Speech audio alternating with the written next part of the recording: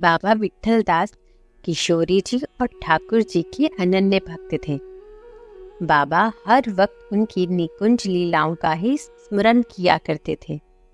किसी भी संसारिक व्यक्ति से ज्यादा देर बात नहीं करते थे, क्योंकि उन्हें लगता था कि किसी भी संसारिक व्यक्ति से ज्यादा देर तक बोलना ठाकुर जी से ध्यान हटाने के बराबर है।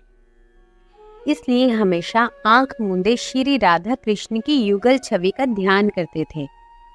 बाबा श्री कृष्ण भगवान को पुत्र भाव से मानते थे और हमेशा उन्हें मेरा लाला और किशोरी जी को मेरी लाडली कहकर पुकारते थे। एक दिन बाबा विट्ठल दास जी अपने घर के बाहर बैठे किशोरी जी का ध्यान कर रहे थे। तभी एक चूड़ी बेचने वाली आई और बाबा उसे बुलाते हुए कहते हैं कि जा अंदर जाकर मेरी बहुओं को चूड़ी पहना कर आ और जो पैसे हो वो मुझसे आकर ले लेना। तब चूड़ी बेचने वाली अंदर चली गई और थोड़ी देर बाद बाहर आई और बोली, बाबा 8 रुपए हुए। बाबा ने पूछा, 8 रुपए कैसे हुए? चूड़ी बेचने वाली ने कहा, बाबा तुम्हारी 8 बहुएं थी और हर एक को मैंने 1 रुपए की चूड़ी पहनाई। लेकिन बाबा बोले, मेरे तो 7 बेटे हैं और उनकी 7 बहुएं हैं, फिर ये 8 बहुएं कैसे हुई? चूड़ी बेचने वाली ने कहा, बाबा मैं तुमसे झूठ क्यों बोलूंगी?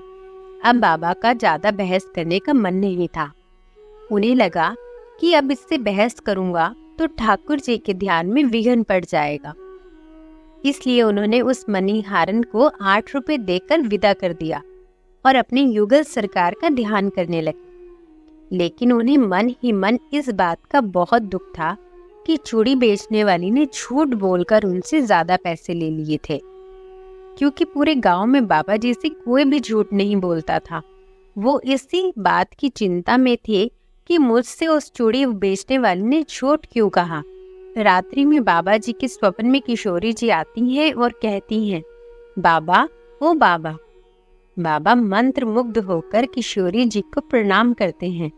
तब किशोरी जी कहती हैं कि बाबा तू ठाकुर जी को अपना पुत्र मानते हो ना? बाबा बोले, ठाकुर जी तो मेरे बेटे हैं, मेरा लाला है वो तो। तब किशोरी जी कहती हैं, यदि ठाकुर जी तुम्हारे बेटे हैं तो मैं भी तो तुम्हारी बहू हुई ना?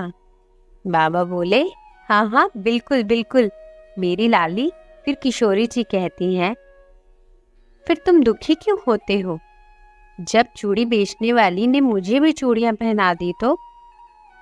तभी बाबा फूट फूट कर रोने लग जाते हैं और कहते हैं कि हाय कितना अभागा हूँ मैं।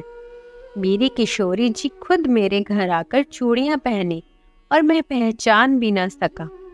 तभी किशोरी जी अंतर्ध्यान हो जाती हैं और बाबा जी की नींद खुल जाती है और फिर अगले दिन वो चूड़ी बेचने वाली उनके घर पर फिर से आती है और बाबा कहते हैं कि आगे से 8 जोड़ी चूड़ियां लेकर आना और मेरी सबसे छोटी बहू के लिए नीले रंग की चूड़ियां लाना। धन्य हैं ऐसे भक्त जो किशोरी जी से, ठाकुर जी से अपना संबंध स्थापित करते हैं और उसे पूरी तरह से निभाती भी हैं। जय राधे राधे।